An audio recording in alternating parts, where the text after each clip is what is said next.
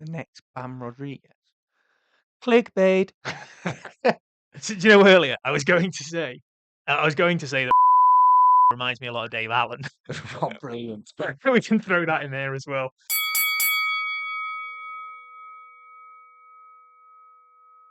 Hello, everybody. Welcome back to Boxing 365, where we're doing a different video again. We're going to be looking at some of what we think are the top US prospects. Now, this is something that we did do previously, but we did it for Britain. If you want to check out that video, then it should be on screen for you now to press and have a look. But this one is all about the US. And make sure if you click that little button to go and look at our other video, to come back and finish watching this video. Yeah, I guess. Yeah, Thought it was worth mentioning. it goes without saying. So do we have to put an American accent on this one? No, maybe we should have got something American like a gun. I don't know.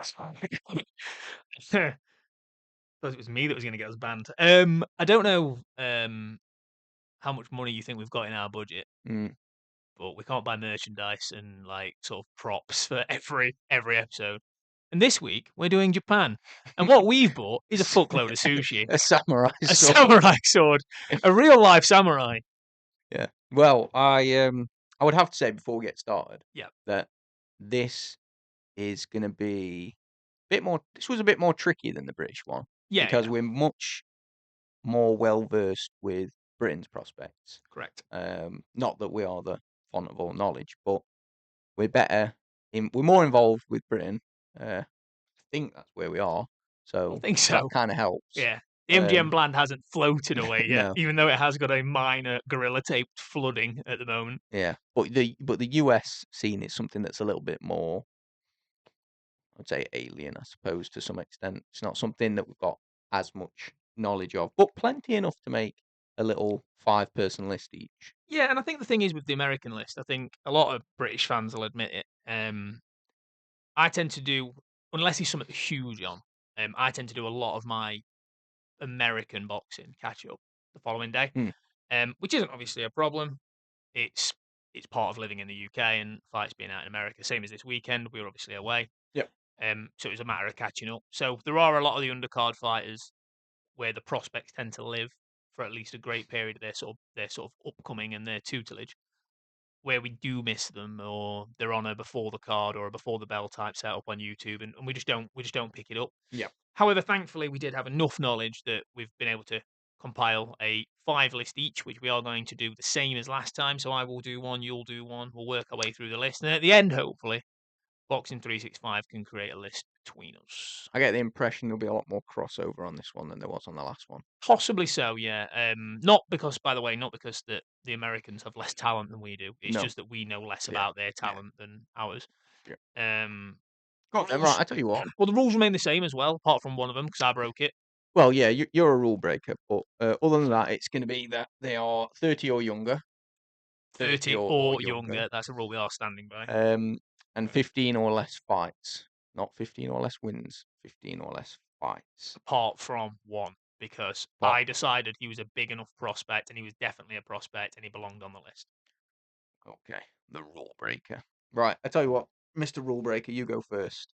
Okay, I'm going to start with my rule breaker. Okay. I'm sure everyone is at home excited. If we had a soundboard of some description that worked, Everyone would go, ooh. I was going to do a drum roll. Oh. So I've gone with the exceptionally talented, and people will jump on in the comments and go, "He's not American. He's not from the US. He is." I checked. A little matchroom fighter called Ernesto Mercado. Big fan of him. One that came straight to mind, and immediately went, he's had too many fights. So he is 17-0. I'm sorry, 16 knockouts. He's 23. He has an amateur record of 283-11. He has won. Are you ready? 21 national championships. Jesus. Yeah. He was unfortunately unable to compete in the Olympics due to COVID-19 pandemic, so decided at the very young age of, I think, 18, decided to turn pro, and has since gone on to accumulate an incredible resume as a prospect. Most recently beating Nakathia, who was a fighter that notoriously went 12 rounds with Shakur. Very, very good fighter in his own right. Challenged for a multitude of interim world titles. Mercado knocked him out in 2 rounds. Wow. He's also, and I appreciate it's an over the hill faded version, fought Jose Pedraza, who was notoriously at the time when he fought Javante Davis was one of the highest rated prospects and up and coming fighters in the whole of boxing, not just in our selected country for the week. Stopped him in 4. So I just wanted to, for me, out and out number one prospect. And I know we don't normally do a particular order, but for me, he is the best prospect in American boxing right now Yeah. because Abdullah Mason's no longer a prospect. Yeah. That's fair enough. That's fair enough. I can't believe you broke the rules. I feel like that's a bit of a special. I'll tell you what, towards the end, I'll make a small special mention because I know that you probably thought about this person as well. Okay. So, Ernesto Mercado. and Nice. I should have mentioned as well, he's a super lightweight. So he's in and around quite an exciting division, especially with young fighters, Oh, definitely. including Mr. Abdullah Mason, who won the WBO World Strap at lightweight. So some really, really big fights to be made at them divisions. I'm not going to go into the list because we're not here to talk about the established fighters, but Ernesto Mercado is one to watch without a shadow of a doubt. Cool. Very good. Very good. Who's number one on your list, Daniel? Well, I haven't rated them like 1 to 5 because All we right. didn't really do that for This British I prospects. didn't do that either for clarity. It's just that he is for me that good. I think he just stands above the rest. Well, instead of going for who's number one, I'm going to try and pick somebody who I think you probably don't have. Reason being that I didn't really know who they were until I started doing some digging. And Okay. I just looked at them and I thought, I'm interested in that. They fit the criteria because I'm not a rule breaker. Yep. And little bit of looking around at Joshua Pagan, who is 14-0, 5 knockouts. He's a lightweight.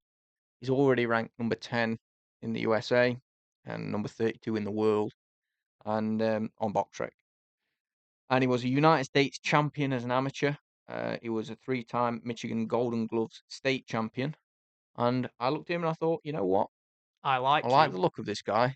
And I decided that that is going to be somebody who goes on my list. I was also hoping that I picked somebody who wasn't on your list, Yep. which I'm guessing I have Yeah. achieved based on your facial You expressions. have, yeah. So I'll be honest, I don't know Joshua Pagan, which might surprise all of you that like Dan said earlier, I'm the font of knowledge, I think he said. Don't know the kid. Mm. Name's familiar, but that's probably because his name's Joshua, and I know a few of those. Tell me, so Interesting that he's also in that lightweight division, where it's is he? also well, your fellow Ernesto Mercado is a super lightweight, but he's Yeah, also in that lightweight division where there is a lot of competition. there is, and I'll be honest, going through the list, I have got another lightweight, which I'm sure we've both got on our list, which we will move to in a second. But I want to give a bit more credit to Joshua Pagan, who I don't know a great deal about, other than the fact that you've just told me about him, and he's a 3-time state Golden Glove winner, Yeah. which must be all right. He's 14-0 as a pro, Yeah.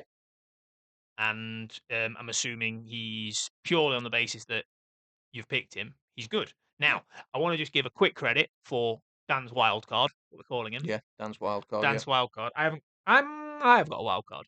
Dan's wild card. I just want to give a big shout out for making the prestigious maiden voyage, which is the top 5 US prospects, quarter 4 of 2025, Mr. Joshua Pagan. Well done, Joshua Pagan. Well done. Shall we move on to another lightweight that I think we've definitely both got 100% without a shadow of a doubt? If his initials are CM, then yes. Yes, it is. It is Mr. Kamel Moten, turned pro at the tender age of 17 years old, Yep. under the tutelage of one Floyd Mayweather Jr. Wow. He's 19 now. Yeah. And he's 8-0. He's got 6 knockouts. He's a lightweight. He's trained actually not by Mr. Mayweather, which is a common misconception. He's trained by Mr. Farid Samad, who is a renowned coach, trains out of the Mayweather gym in the most part. Done. He's had a couple of controversies surround him at a young age, which I think's natural Hmm. when you get thrown into the limelight. But some big fights out there for him.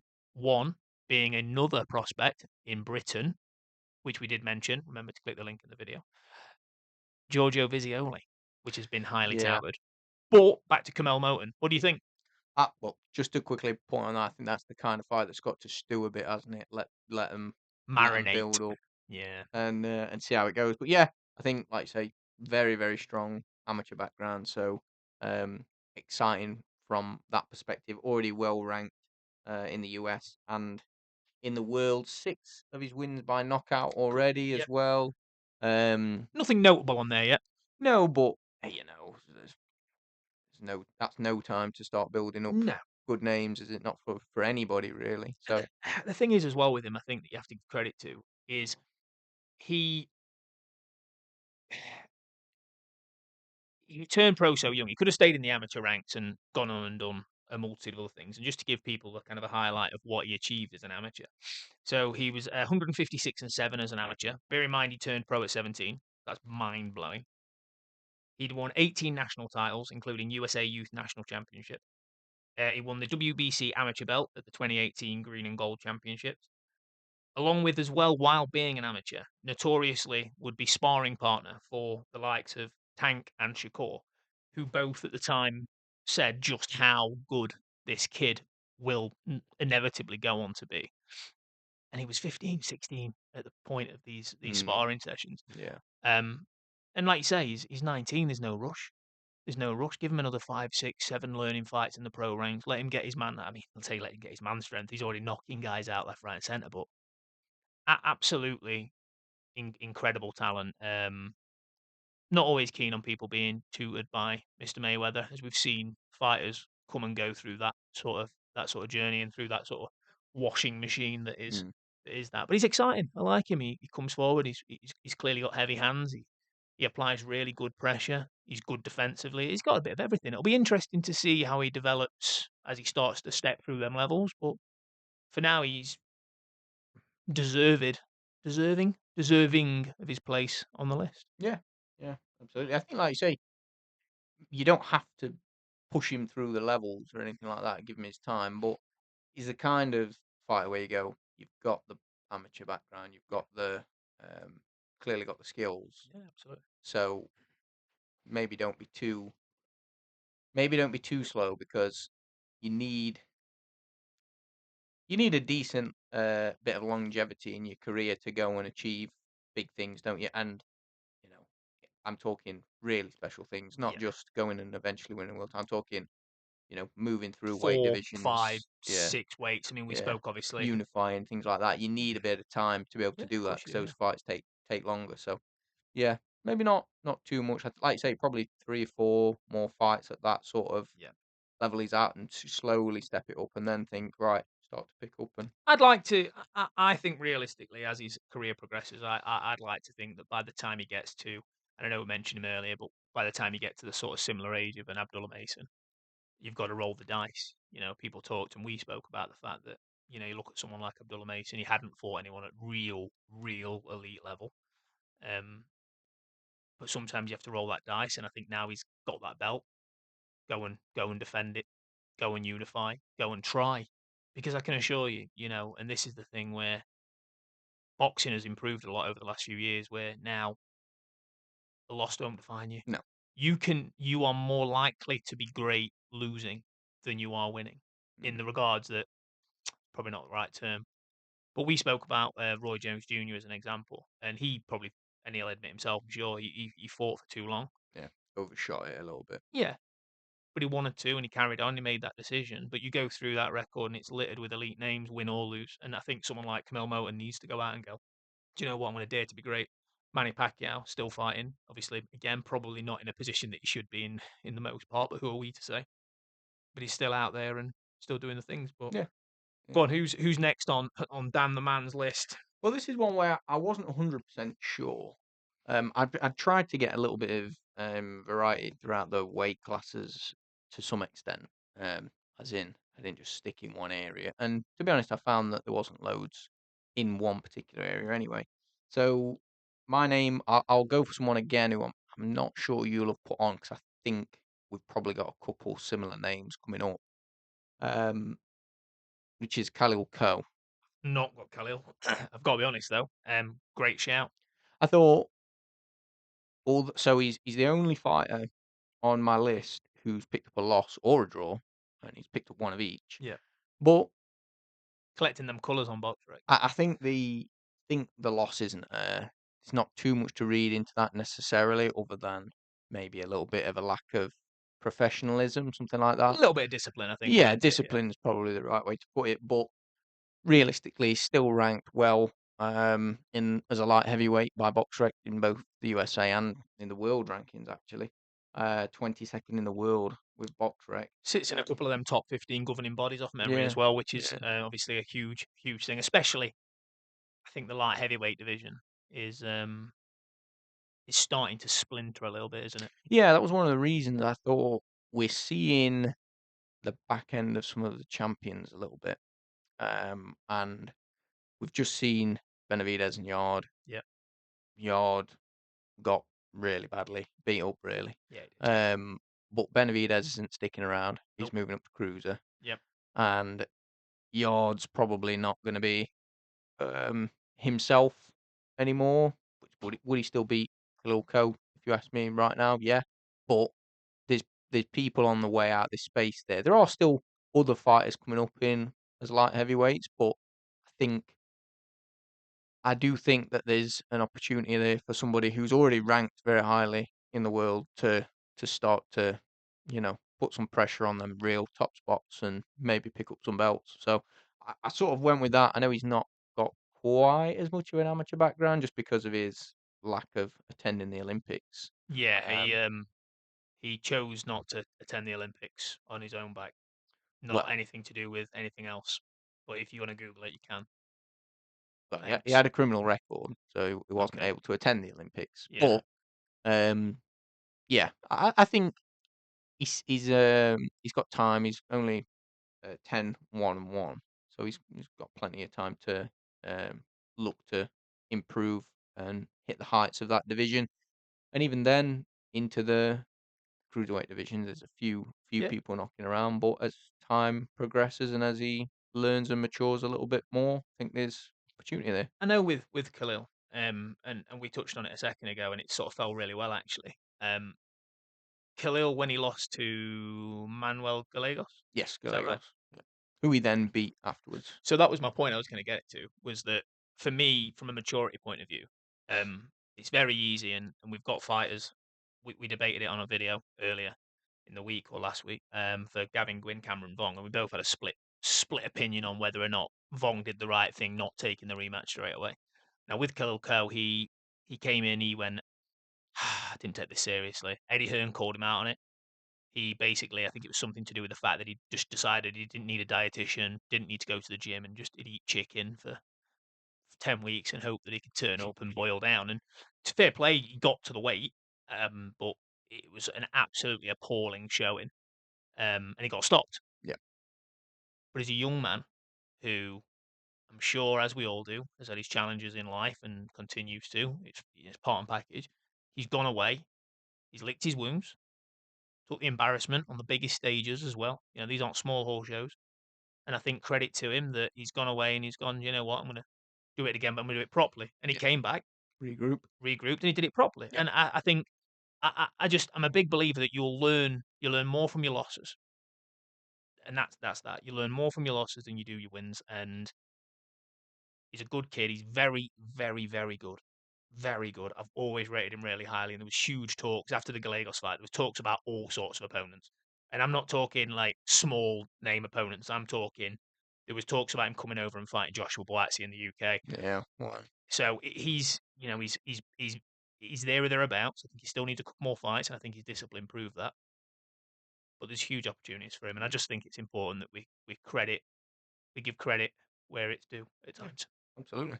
Well, yeah, that was my other pick that I was hoping that you might not have on there, but that is now three of my picks gone. So So I'll I am going to give a pick that I really, really hope, really, really hope that you have got okay. because for me he's right up there. So before I give the name out, I'm going to talk through his accolades. So this guy's a heavyweight. He has a win over Guido Vianello. Yep. Okay. He He's is 154 and 10 as an amateur. He has won an Olympic silver medal. He's won a 2019 Pan American bronze medal, a 2016 Youth World Champion, a 5-time national champion, 2-time Golden Glove winner, as well as a 5-time Youth National Champion. This guy is phenomenal. and could be the heir apparent to the heavyweight throne in America, and him versus Moses Atauma is an absolute game changer. Richard Torres Jr. Yep. He's on my list. You couldn't not. You couldn't. You just can't not put him on the list. He is absolutely. Yeah. I fell head over heels with this guy when I watched the documentary in the build up to it. I want to say he fought. I want to say he fought Curtis Harper. Right. And they did a documentary about him, and he was only 4-5-0 at the time. He was still a baby. Knew about him, but not as a sort of as a character. Do you know that sort of turning point where you go, "I like this guy as a fighter," and Yeah. you go, "Okay." And he took him a hell of a lot mentally to get over losing the gold medal. Now he lost to a phenomenal fighter in his own right, who's a two-time Olympic gold medalist now, which is Mr. Bakadir Jalilov. Apologies if I've just mullered that name. Um, but it broke his heart, and he absolutely only sees success. He cannot process loss, and you Mm. look at the work he puts in, and he trains with his dad, who is a long-time boxing coach. And I just immediately went, this guy isn't here for the money comes, right? Yeah, yeah. But he's not here for that. This guy wants legacy. Because people forget, you go to the Olympics and you do the amateur stuff. There's no money in the amateurs. You're No. sleeping in hotels, in dorm rooms. Like, it's not glamorous. And this guy, he debated staying amateur to go and do it again. He's there for legacy. He's there to win fights. And I think 2026, we are going to see massive fights for Richard Torres. And I don't know what else you want to add, but he is the Yeah. No, I think you've quit. I I'm thi out. Done. I think you've covered it pretty well. I think, like you say, there's these big fights to be made, and if he's serious about um his reputation and if he's serious about his legacy, then he's not going to waste time.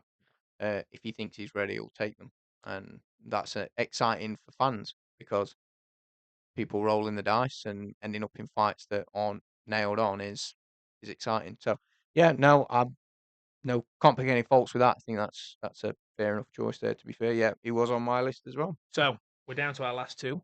Yeah, Who have we got? I've gone for a middleweight. I have a middleweight. My middleweight is Amari Jones. So I won't tell you the fun story. There is a fun story about Amari Jones, Okay. but it's not this Amari Jones. Oh right. Okay. Okay. So anyway, I so see. I see. Amari Jones, the 23-year-old, 15-0 middleweight. Yes, Okay. exactly. 13 knockouts in Yes. 15 wins. Yep. Ranked again highly by BoxRec in the States and in the world. 25th Yeah. in the world. And yeah, I thought I like that. And again, we know that the middleweights in Britain are particularly exciting. I think that was probably what drew me to that choice as well. I thought that's quite an exciting division for world boxing. And as somebody who's going to hopefully continue to progress, build his record, build his resume, there's going to be big fights from out there. And I think, as much as I wouldn't like to see it, clashes and wins over any of our British middleweight stars Nah. are a possibility on the horizon. Yeah. And that would really, really Mm. put him at the top of the sport. So, Yeah, I think so. I did include Amari Jones, and I'll be honest, he was an on the fence pick. I'm being completely honest. There was a okay. couple of names that didn't make the list. He made the list for a couple of reasons. When I was doing my due diligence, Mm. seen quite a lot of people give him some unfair stick. Now, just for anyone that's never watched Amari Jones fight, Amari Jones is very athletic. Now, well, they're all athletic. I mean, the boxers, but he's very athletic in regards, a bit like a Chris Eubank. Very athletic, very good, very strong, Yeah. fit. Yeah. However, I thought that's not fair. There's more to this kid than some of these comments give. And I'm not saying that my opinion is right, but it's my opinion. I will give it and I'll back it. And I thought this kid deserves some recognition. And do you know what he deserves? He deserves a place on the top five Yeah. of Absolutely. the boxing 365 quarterly top five US prospects. Do you think he'll retire now that he's got that accolade? Well, I'll be honest with you. I think he could, but I don't think he will. yeah, yeah, I think there's money to be made in the sport for him, and I think he'll probably think the shout out we've given him is probably not going to be enough. The reason I wanted to include him, other than that, was you watch him fight, and he's a really clever switch hitter. So he's not a full switch hitter. Yeah. He's an orthodox fighter. Very strong, powerful, as his record suggests. But he can switch, and I don't think he's mastered it yet. I don't think he's picked his timings at when to switch, but he can, and he's effective when he switches. Now, we don't get huge amounts of really good switch hitters, and I don't know if he's going to ever go down as a Terrence Crawford level switch hitter. Don't get me wrong, but to do that, you're not just an athletic fighter. There's something about you. Mm. This kid was a highly regarded American footballer or American football star. I don't know if the class is footballers when they play that, the game where you throw things with your hands. Yeah. Yeah. But football, Yeah. Of course. Yeah. yeah, you know the one. So, really highly rated as a prospect coming through there. Did have a good amateur pedigree as a boxer, won national titles, but it never really had his full focus. And obviously, now he's turned pro. So this kid is naturally very athletic, naturally very good in this area, and I think he's got a bright future. And I think I'll be honest, I think I'm glad you included him because it means that I hadn't just decided I liked him, I Yeah. wanted to include him. But he gets a lot of unfair stick for that. But yeah, no, super talented, super tough, super strong, interesting future going forward, and that middleweight division throughout boxing is stacked with talents. Yeah. I'd like to see him fight Bektomir Melikuziev. Wow. That's a bit of a tough fight for him. 15-0, roll the dice. Yeah. Anyway, your last pick now. We have now. Oh yeah, That's all of mine done Yep. because we've agreed on Yep. 3. I think so. Yeah. So, So my yours fifth pick is Amari Jones.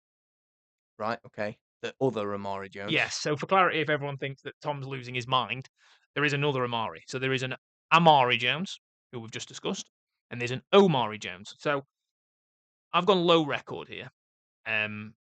Now I like Amari for a number of reasons.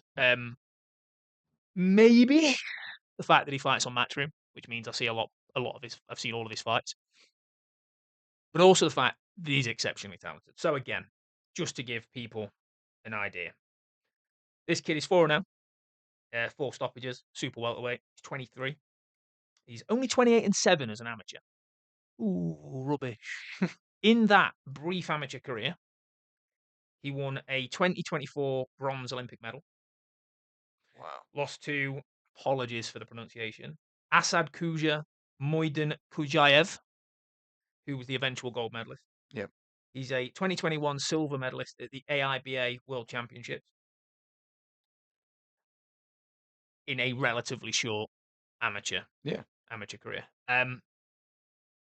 Turned pro when he went completed the amateurs, mate. And since then has been nothing short of absolutely astounding. He's orthodox, he's rangy. He's one of them fighters that I'm trying to think of. So I've got to be careful not to compare him too heavily here because obviously he's very, very young and hasn't fought anybody. But we spoke about Bam Rodriguez. Now, fighters have Amari Jones, the next Bam Rodriguez. clickbait. Do you know earlier I was going to say that Richard Torres Jr. reminds me a lot of Dave Allen. Oh, brilliant. We can throw that in there as well. Amari Jones, what I was trying to get to is with Bam Rodriguez, and the comparison is coming, is that when you look at world class fighters, and even at the highest elite levels, fighters have flaws. You know, Canelo is a great example. Canelo is a phenomenal counterpuncher. He's got brilliant footwork. He's actually a lot better defensively than people give him credit for. But there are flaws in that in his game plan, and one of his largest flaws was his engine. Amari Jones and Ban Rodriguez, my comparable is that Amari at this stage in his career has got everything, and you don't see many fighters like that where you go, God, that kid's jab. Fucking hell, Jesus, look at his foot. God, brilliant on the inside, Mm. on the outside, and halfway. Like he just so far, and I appreciate we're 4-0, and I appreciate we haven't seen it. But he just demonstrates so many levels to his game already at this really early stage that I just think, irrelevant of what he's proven, I just think he's got the ability to go all the way. Yeah. So the comparable for people that to why I use Bam as the example is that Bam Rodriguez is probably the most all-round fighter in boxing right now. Mm. Has everything. You tell me one thing Bam does badly. This isn't about Bam Rodriguez, but do you know what I'm saying? I see the point. Yeah. He fought. No, it's all right. We're not talking about Bam. No, you're not talking about Bam. You're talking about Amari Jones. Amari Jones, welcome to the highest echelons of elite boxing rankings. Yeah. You are officially in the top 5. Yeah. If we had a belt, you would be We haven't got a belt. We've got a low budget. We discussed this earlier. a mandatory challenger. So who's your 5th? That's it. We're done. Have you given me your 5th? We've agreed on 3, Have we? and I had Khalil Coe Okay. and Joshua Pagan. Oh, yeah. So we're Oh, done. yeah. My math is bad, isn't it? It is, apparently. So, Your meth is pretty good, though. my math is great. Love my math. Don't raid my house. I'm not Joseph Parker. That was inappropriate. I like Joe Parker.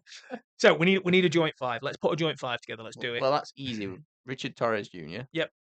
Kermel Moen. Yep. And we've both got Amari Jones. Yep. We need 2 more. Now, I am unwilling to leave out Ernesto Mercado. Okay. We'll go with Ernesto Mercado. You convinced me with your 15-minute long speech on him. I will. I'll put it down to you then, because I've already. If we're trying to squeeze another one of mine in, it's Khalil Coe or Joshua Pagan. Obviously, because the other 3 are already in it. Yeah. Your maths is bad as well. I'm telling you, that's your choices. I think we should include one of yours. And the reason being is I would love to put Amari Jones in the prestigious Boxing 365 echelons. However, unfortunately, at the minute, I think he's a little bit too early to jump that gun. Yep. And for that reason, I think on the basis of his resilience and his ability to go and relearn, I personally would like to see Khalil Coe in there. I'm okay with that. I'll be happy with that. So that's Richard Torres Jr., Kermel Moten, Amari Jones, Ernesto Mercado, And Khalil Coe. In no particular order. No particular order. Guys, your trophies will come to you when we've finally made it. Bought them. And shipped them. To your addresses that you're probably not going to provide. But on that note, look, guys, just a little bit off cuff, but make sure to check out the British prospect list, because there's a couple of fighters in there at similar weight classes that could potentially be fights for the future. Let us know your prospects, because I think that's important. Yeah, absolutely. We want your guys' input. The more input you guys give us, the more we can tailor the content we create. And also, just remember, check out, as well as the full video on YouTube that you're hopefully watching right now, check out our TikTok, our Instagram, and whatever other social media we decide to explore into. And other than that, I've got nothing left to say. Perfect. I like it when you've got nothing to say. Mm-hmm. It lets my head be quiet. We will see you all on the next episode.